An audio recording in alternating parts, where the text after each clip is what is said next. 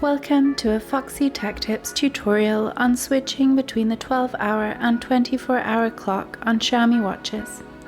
If you find this video helpful, please consider subscribing to my channel and liking the video. Swipe up from the watch's home screen to get to the control panel, then tap on the settings cog. Scroll down and tap on 12-hour clock.